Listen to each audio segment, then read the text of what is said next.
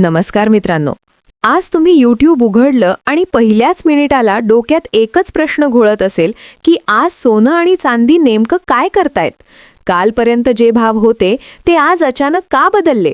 आणि सगळ्यात महत्त्वाचं म्हणजे आता आपण सोनं चांदी घ्यायचं का विकायचं की अजून थांबायचं?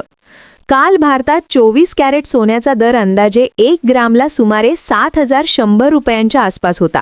आज तोच दर साधारण 40 ते 60 रुपयांनी वाढून 7,150 ते 7,160च्या रेंजमध्ये दिसतोय.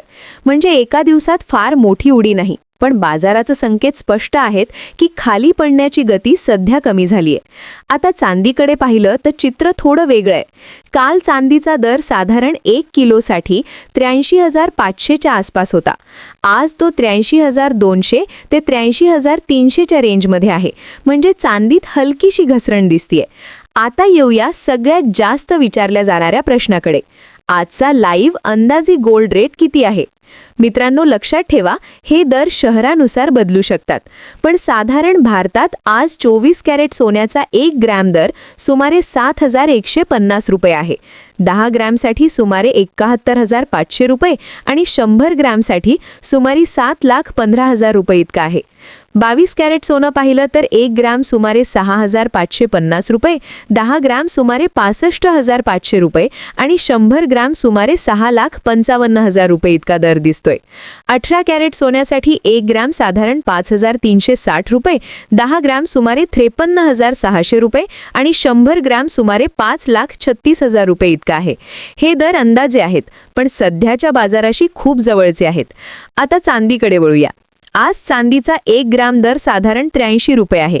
10 ग्राम सुमारे 830 रुपये, 100 ग्राम सुमारे 8,300 रुपये आणि 1 किलो चांदीचा दर सुमारे 83,200 ते 83,500 रुपये इतका फिरतोय. कालच्या तुलनेत चांदीत थोडी घसरण दिसतेय, पण ही घसरण घाबरण्या इतकी नाही, कारण मोठा ट्रेंड अजूनही सकारात्मक आहे. मित्रांनो, अनेक लोक एक चूक करतात, ते म्हणजे रोजचा भाव पाहून लगेच निर्णय घेतात. पण सोनं चांदीमध्ये संयम हा सगळ्यात मोठा मित्र आहे. जर तुम्ही दीर्घकालीन गुंतवणूकदार असाल तर आजचा छोटा चढ उतार तुमच्यासाठी फारसा महत्त्वाचा नाही. पण अल्पकालीन ट्रेडर असाल तर आजचा दिवस खूप महत्त्वाचा ठरू शकतो. आज सोनं चांदी घ्यायचं का विकायचं की होल्ड ठेवायचं? सर्वात आधी सोन्याबद्दल स्पष्ट सांगतो. सध्याच्या परिस्थितीत सोनं पूर्णपणे विकून बाहेर पडणं योग्य नाही, कारण आंतरराष्ट्रीय तणाव अजून संपलेला नाही. फेडरल रिझर्व्हची पुढील मीटिंग अजून बाकी आहे आणि डॉलर इंडेक्समध्ये अजूनही अस्थिरता आहे. म्हणजेच सोन्याला आधार देणारे सगळे घटक अजूनही जिवंत आहेत. पण जर तुमच्याकडे खूप जास्त प्रमाणात सोनं आहे आणि तुम्हाला पैशाची गरज आहे, तर टप्प्याटप्प्याने विक्री करणं हा उत्तम पर्याय आहे. म्हणजेच सगळे एकाच वेळी विकू नका. थोडं आज, थोडं पुढच्या वाढीवर विक्री करा. यामुळे रिस्क कमी होते. चांदीच्या बाबतीत मात्र थोडा वेगळा विचार करावा लागेल. चांदी सध्या दबावात असली तरी पुढील काही महिन्यात इंडस्ट्रियल डिमांड वाढू शकते, विशेषतः सोलर सेक्टरमधून. आणि जर ते घडलं तर चांदी अचानक मोठी उसळी घेऊ शकते. म्हणूनच ज्यांच्याकडे चांदी आहे त्यांनी घाईघाईने विक्री करू नये आणि ज्यांना नवीन गुंतवणूक करायची आहे त्यांनी किंमत थोडी खाली आली की हळूहळू खरेदी करावी. मित्रांनो, इथेच एक महत्त्वाची गोष्ट सांगतो, जी अनेक YouTube व्हिडिओमध्ये सांगितली जात नाही. ती म्हणजे भावापेक्षा ट्रेंड महत्त्वाचा असतो. आज भाव थोडा जास्त आहे की कमी आहे यापेक्षा पुढच्या 6 महिन्यात दिशा काय आहे हे पाहणं जास्त गरजेचं आहे. आणि सध्या सोन्याचा दीर्घकालीन ट्रेंड अजूनही सकारात्मक आहे. त्यामुळे भीतीपोटी चुकीचे निर्णय घेऊ नका. शेवटी एवढंच सांगतो की बाजार हा नेहमीच संयमाची परीक्षा घेतो. जो थांबतो तो जिंकतो आणि जो घाबरतो तो चुकतो. आजचा बाजार पाहिला तर तो इतका गोंधळलेला आहे की एक्सपर्ट लोक सुद्धा 2 मिनिट थांबून बोलतायत. आज आपण या व्हिडिओमध्ये पूर्ण स्पष्ट करू की आज भारतात सोनं चांदी काय करतंय, आंतरराष्ट्रीय बाजारात काय हालचाल आहे, स्टॉक मार्केटचा ह्यावर काय परिणाम होतो. कालपर्यंत सोनं थोडं स्थिर वाटत होतं, पण आज मार्केट उघडताच अचानक हलकी उसळी घेतली.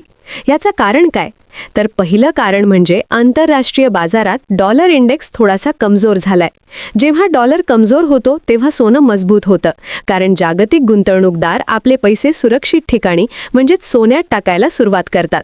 दुसरा कारण म्हणजे आंतरराष्ट्रीय पातळीवर चालू असलेले युद्धाचे आणि तणावाचे वातावरण. जेव्हा कुठेही युद्धाची बातमी येते तेव्हा सोनं लगेच सुरक्षित गुंतवणूक म्हणून चमकायला लागतं. आणि तिसरं मोठं कारण म्हणजे अमेरिकेची फेडरल रिझर्व्ह पुढील काळात व्याजदर कमी करू शकते अशी चर्चा सुरू झालीय. आणि ही एकच चर्चा सोन्याला वर ढकलायला पुरेशी असते. पण मित्रांनो, प्रश्न असा आहे की ही सगळं तात्पुरतं आहे की दीर्घकाळासाठी ट्रेंड बदलतोय? याचं उत्तर आपण पुढे पाहणार आहोत. आधी थोडं मागे जाऊया, कालचा आणि आजचा फरक समजून घेऊया. आता मोठा प्रश्न असा आहे की आजच्या घडीला सोनं आणि चांदी होल्ड ठेवायचं का विकायचं? जर तुम्ही अल्पकालीन म्हणजे 1 ते 2 महिन्याचा विचार करत असाल तर सोन्यात सध्या मोठा नफा बुक करून बाहेर पडायची घाई करू नका, कारण बाजार अजूनही अनिश्चित आहे. पण जर तुमच्याकडे जुनं सोनं आहे आणि भाव चांगले मिळतात तर थोड्या प्रमाणात विक्री करून नफा सुरक्षित करणं शहाणपणाचं ठरू शकतं.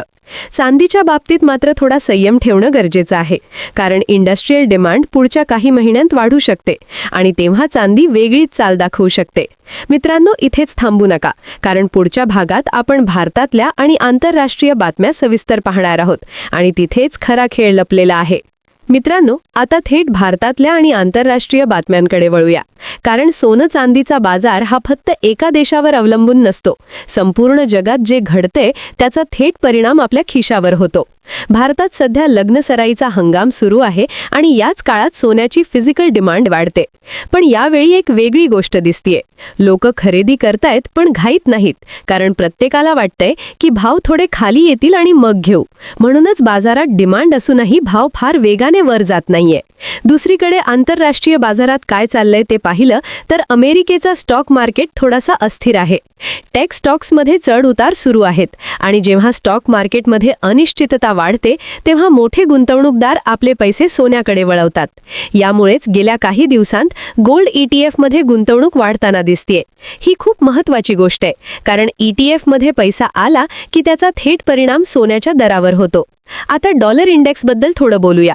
डॉलर इंडेक्स सध्या 104च्या आसपास फिरतोय. जर तो 102च्या खाली गेला तर सोनं आणखी मजबूत होऊ शकतं. पण जर डॉलर पुन्हा मजबूत झाला तर सोन्यावर दबाव येऊ शकतो.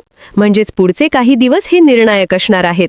मित्रांनो, आता स्टॉक मार्केटची हालचाल समजून घेणं खूप गरजेचं आहे, कारण अनेक लोक विचारतात शेअर बाजार वाढतोय तर सोनं का वाढतंय, किंवा शेअर बाजार पडतोय तरी सोनं का वाढतंय. याचं उत्तर थोडं खोल आहे.